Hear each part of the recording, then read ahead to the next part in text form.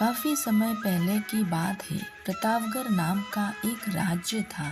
वहाँ का राजा बहुत अच्छा था, मगर राजा की एक सुख की कमी थी, और वो है उसका कोई संतान नहीं थी।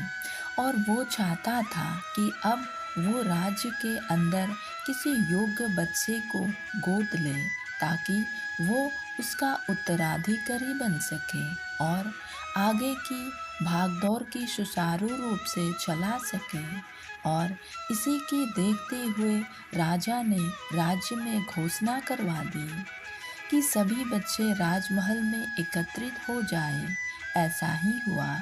राजा ने सभी बच्चे को पौधा लगाने के लिए भिन्न भिन्न प्रकार के बीज दिए और कहा कि हम 6 महीने बाद मिलेंगे और देखेंगे कि किसका पौधा सबसे अच्छा होगा।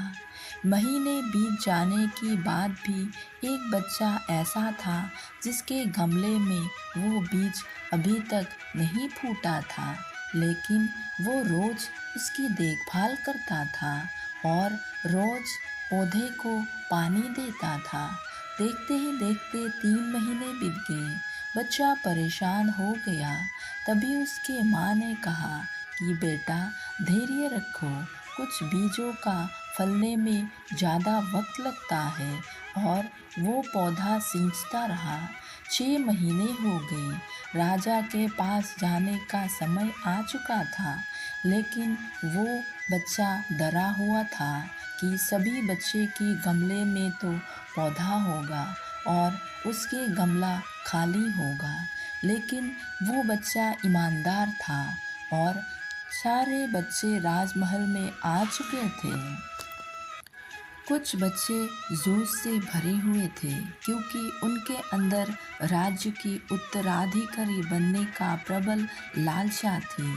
अब राजा ने आदेश दिया, सभी बच्चे अपने अपने गमला दिखाने लगे, मगर एक बच्चा सहमा हुआ था, क्योंकि उसका गमला पूरा खाली था। तभी राजा की नज़र उस गमले पर गई। उसने पूछा, तुम्हारे गमला तो खाली है।